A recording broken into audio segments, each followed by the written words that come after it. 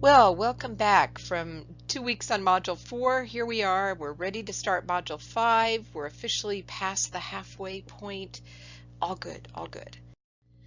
So first thing, looking back on Module 4, just really a couple things. When you do send us messages, to let us know that you're submitting something to be regraded or something that might be late, or just want to talk about something about an assignment, please let us know the module and assignment number, because we want to make sure that we are aware of what specifically you're asking us to respond to. So even though you may assume we know which assignment you're talking about, please always reference in that way. But other than that, you guys are just doing wonderfully, and it's really exciting to read everything that you're coming up with and your thoughts and your new goals, and it's just wonderful. So moving on, we're going to jump right here into Module 5. So first of all, Module 5 is about learning how, as a professional learning leader, to model and promote strategies to promote other educators to be legal, ethical, and use properly digital information, and also to demonstrate practices on how to interact with a larger community online. So you can see here under the objectives, we're going to be talking about copyright and fair use, learning more about what Creative Commons is and how it works and how you can utilize Creative Commons for things that you create that are your original works.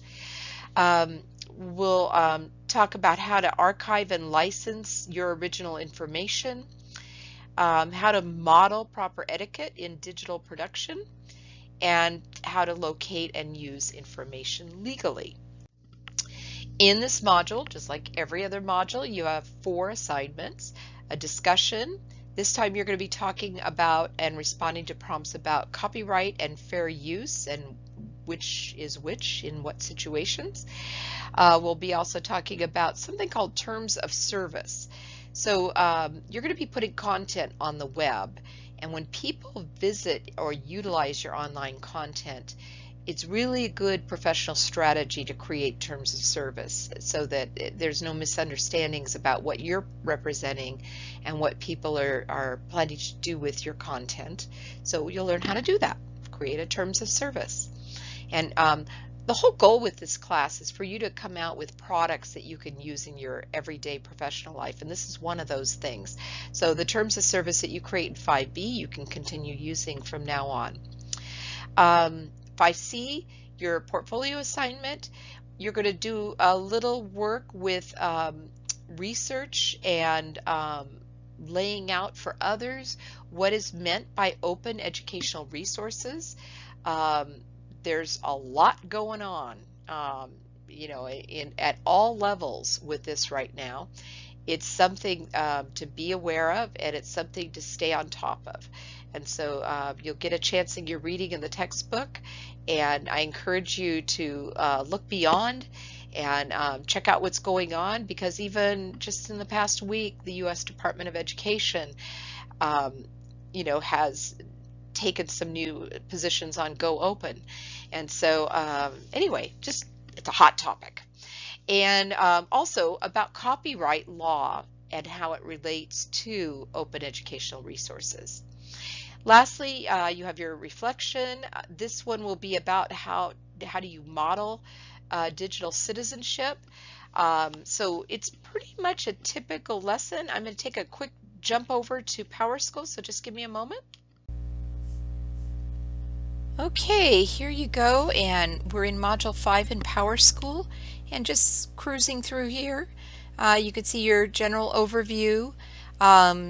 The ISTE standards for coaches is utilized in the digital citizenship elements of the module. We've already covered pretty much everything here. There's your link to your textbook. You've got your discussion prompt. There are 2 scenarios that you will be reading, 3 scenarios, excuse me, that you'll be responding to in your post.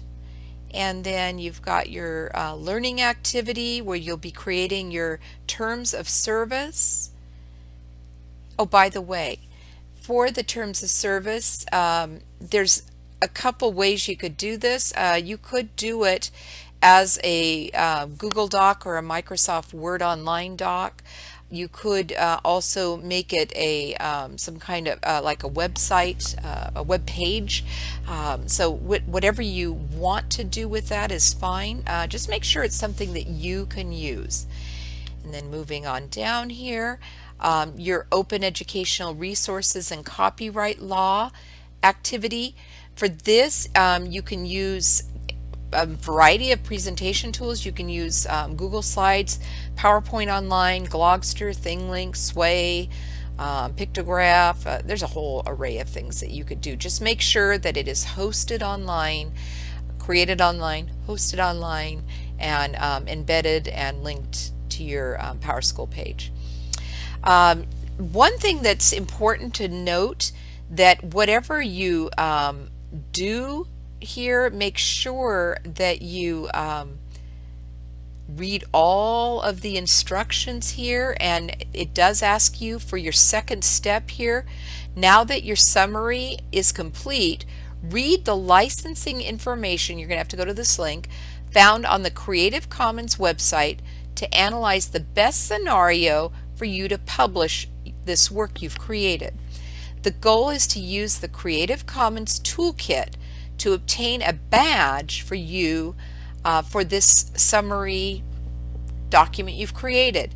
Place that license on your work. So Creative Commons has a variety of different little logo-like licenses, and you need to pick the one that is appropriate for your work. Again, you're going to have to go to this link up here to find out, you know, what that is. But we're going to send it back to you for a fix if you do everything but forget to put the licensing on your document. So it's just, again, a nod to being ethical, to being clear, to modeling for others, you know, how you value your creative content yourself and how you're licensing it, so they know how they can do that with theirs, but also so that as you look around on the web and you're utilizing materials for your own use, when they've used this licensing, what it means. Lastly, you have a reflection, and we've already discussed that a bit, but you're going to, you know, reflect a little bit more on digital citizenship. So, okay. So with that, enjoy the learning this week. This week you only have 1 week, so things are due as usual. Thursday for your discussion posts, and this coming Sunday for B, C, and D, and your reply posts for A. So have a great week. Bye-bye.